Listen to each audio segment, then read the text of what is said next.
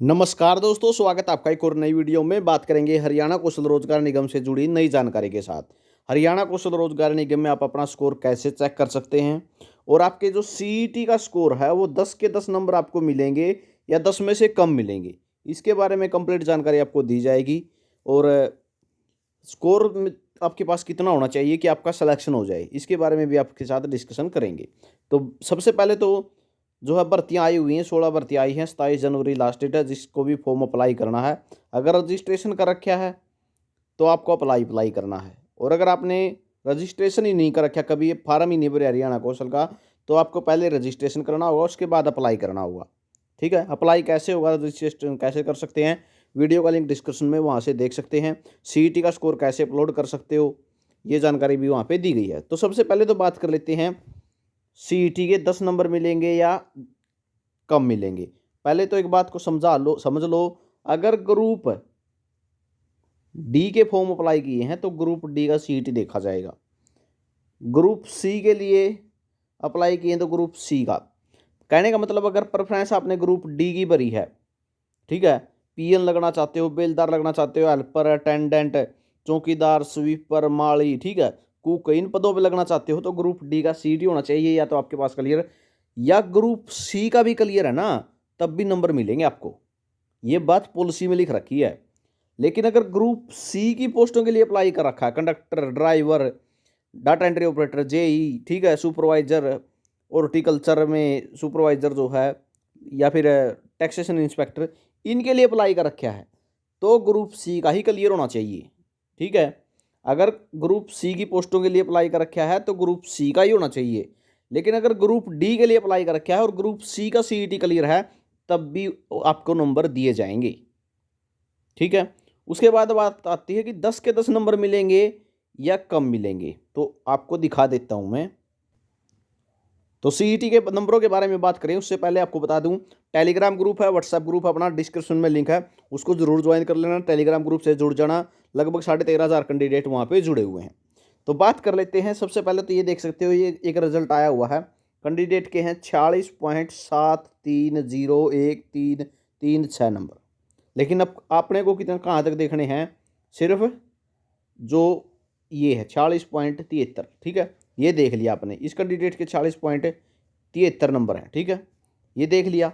Group D में इसके ये नंबर हैं, ठीक है, क्वालिफाई है, 38 नंबर में क्वालिफाई है, दूसरी मतलब रिजर्व कैटेगरी से है, तो 40.73 नंबर हैं। अब इसको ग्रुप डी का अगर ये अपलोड करेगा हरियाणा कौशल में, तो इसको कितने मिलेंगे ये भी आपको बताऊंगा। तो पहले चलते हैं पॉलिसी की तरफ। ये देखोगे, ये पॉलिसी 2022 की है, ठीक है। 2023 में अक्टूबर में अमेंडमेंट हुआ है, पूरी पॉलिसी नहीं बदली है, ठीक है। तो यहाँ पे आप देखोगे और बात को समझोगे। सीईटी के बारे में बता रखा है, 10 पॉइंट हैं। Weightage of 10% of the 10% of mark secured by candidate in CET written exam prescribed for a post of equivalent or higher than the job role in question shall be admissible, it shall be considered up to 2 decimal places। ठीक है, आपका जो score है, ठीक है, आपका जो score है, हिंदी मोड में भी दिखा देता हूं आपको। यहां पे देख सकते हो हिंदी मोड में सीईटी के हैं 10 पॉइंट हैं। पर्सन में नौकरी की भूमिका के बराबर या उससे अधिक पद के लिए निर्धारित सीईटी लिखित परीक्षा में उम्मीदवार द्वारा प्राप्त प्रतिशत अंकों का 10% वेटेज दिया जाएगा, स्वीकार्य होगा, इसे 0.2 स्थानों तक माना जाएगा। कहने का मतलब क्या हो गया, जैसे इस कैंडिडेट के 46.73 नंबर हैं तो इसका 10% किया जाएगा, ठीक है। 0 से 0 कैंसिल कर दोगे, कितना आ जाएगा 4.673, यानी 4.67 नंबर इसको दिए जाओगे, 10 के 10 नंबर नहीं दिए जाओगे। एक बात बताओ यार, सिंपल सी, थोड़ा भी अगर बुद्धि का प्रयोग करा तो एक कैंडिडेट तो 70 नंबर ले रहा है, एक यो कैंडिडेट है 46 नंबर ले रहा है, ठीक है। यो कैंडिडेट बराबर थोड़े माने जाओगे। इसको तो 7 मिलने चाहिए, इसको कितने मिलेंगे, 4.6 मिलेंगे। तो इस तरीके का पॉलिसी है। 10 के 10 नंबर की बात कहीं भी क्लियर नहीं कर रखी कि 10 के 10 मिलेंगे। अमेंडमेंट पॉलिसी आई है, अमेंडमेंट हुआ है, पॉलिसी नहीं बदली है। ठीक है, अगर पॉलिसी बदली होती तो लिखा जाता न्यू पॉलिसी। पॉलिसी में अमेंडमेंट किया गया है, और अमेंडमेंट पॉलिसी में भी सीईटी के बारे में ये क्लियर नहीं बोला गया कि क्वालिफाई होना चाहिए। आपकी जो वेटेज है उसके हिसाब से 2 तक, ठीक है, जो आपका स्कोर जैसे 46.7332 इस तरीके से दिखाया जाता है, वो 2 पॉइंटों तक उठा के उसके 10% निकाला जाएगा और उसके हिसाब से आपको स्कोर दिया जाएगा। ये बात यहाँ पे क्लियर लिख रखी है कि उम्मीदवार द्वारा प्राप्त प्रतिशत अंकों का 10% वेटेज निकाला जाएगा। ठीक है, तो सीईटी का मुद्दा ना समझ गए होगे। कंप्लीट 10 के 10 अपना नंबर मिलेंगे, या बात कहीं भी क्लियर नहीं है। हाँ, एक बात को विशेष ध्यान रख लेना भाई, ग्रुप डी के लिए अप्लाई कर रखा है तो ग्रुप सी का भी सीईटी क्वालिफाई है तो वो भी अपलोड कर सकते हो। ठीक है, ग्रुप सी के लिए तो सी का ही चलेगा, ग्रुप डी के लिए भी सी का कर सकते हो, और ग्रुप डी का अगर क्लियर है तो ग्रुप डी का ही कर देना ग्रुप डी की पोस्टों के लिए। अब बात आती है कि आप अपना स्कोर कैसे चेक कर सकते हैं। बात कर लेते हैं स्कोर की। स्कोर कैसे चेक करोगे?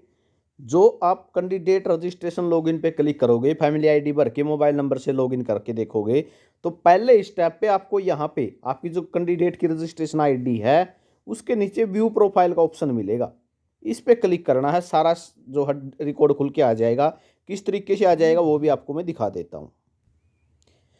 तो दोस्तों, जैसे ही आप क्लिक करेंगे व्यू प्रोफाइल पे, इस तरीके से प्रोफाइल आपके सामने खुल के आ जाएगी।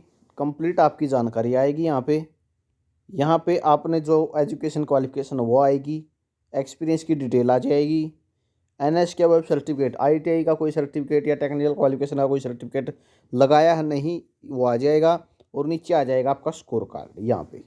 ठीक है, और सोशल इकोनॉमिक क्राइटेरिया में क्या किस किस पे आपने यस किया हुआ वो जानकारी भी आ जाएगी। यहाँ पे स्कोर दिखाई दे जाएगा, टोटल स्कोर यहाँ पे दिखाई देगा। सीईटी लगा है तो पेंडिंग वेरिफिकेशन लिखा आ जाएगा। ठीक है, तो यहाँ पे इस तरीके से जानकारी आपकी आ जाएगी। उसके बाद बात आती है स्कोर कार्ड कहाँ तक होना चाहिए वह सेव के लिए। तो मैंने पहले भी वीडियो में बताया, कल भी जानकारी दे दी थी इसके बारे में, लेकिन बहुत से कैंडिडेटों को इसके बाद भी कमेंट रहते हैं। तो जिसने भी ग्रुप सी के लिए, ग्रुप सी की पोस्टों के लिए और ग्रुप डी की पोस्टों के लिए अप्लाई किया, जिसने ग्रुप सी के लिए किया है, अगर उसका 60 से 65 स्कोर बन रहा है तो वो अपने आप को सेफ समझे, उनके पास शॉर्ट लिस्टेड के मैसेज आने की पूरी उम्मीद रहेगी।